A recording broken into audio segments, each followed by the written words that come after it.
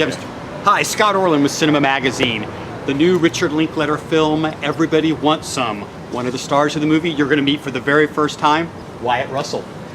You know, Richard spent 10 years on his last movie. I presume it's a little shorter period of time, but he did something very interesting.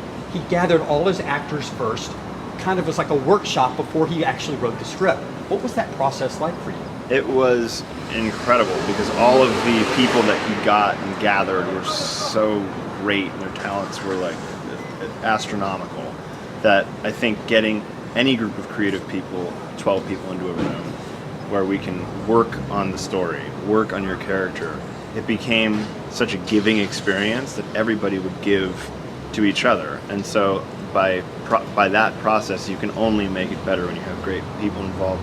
And we truly, I mean, everybody truly is still best friends today. We still have a text chain that's active. And I think that experience that we had in the rooms on Rick's farm translates to the movie, and it does make you smile because you can feel it. So I think that it was extremely important to have those 3 weeks. But Wyatt, one of the things I would presume really resonates with you is that team spirit. Because here's a guy who spent a lot of years playing hockey. So can you talk a little bit about the team component? Is one selfish in those environments or selfless? Because in the movie we see a variance of those. Right. I think that in order to when you're living on the team and living the moment, there's lots of selfishness because you're in real competition. You're truly competing with your peer to take his spot, or he's competing with you to take your spot. So you're friends, but you're also in competition with each other. In this process, in order to understand that and get that, but you still love each other because you're fighting with each other for a common goal. With this, we had the common goal to make something great and special, and the only way to do that was to build true trust and love between each other. And I think that the team aspect really comes into play there. Having done that, it's just the best parts of being on a team. And that we were able to communicate that. It was really fantastic. And speaking of skill sets, there's a particular instrument that he uses in the course of the movie where he is the best man on campus doing that. That's the biggest Bong take I think I've ever seen in film history before. Yeah. You're going to be in the Guinness Book of World Records. What do they put in there to make it accessible? Because you don't have to do one take or two takes. Yeah, you have to do multiple takes. It was this kind of tea leaf stuff, and it was horrible. It tasted like smoking hair and like wire. It was kind of, it looked great.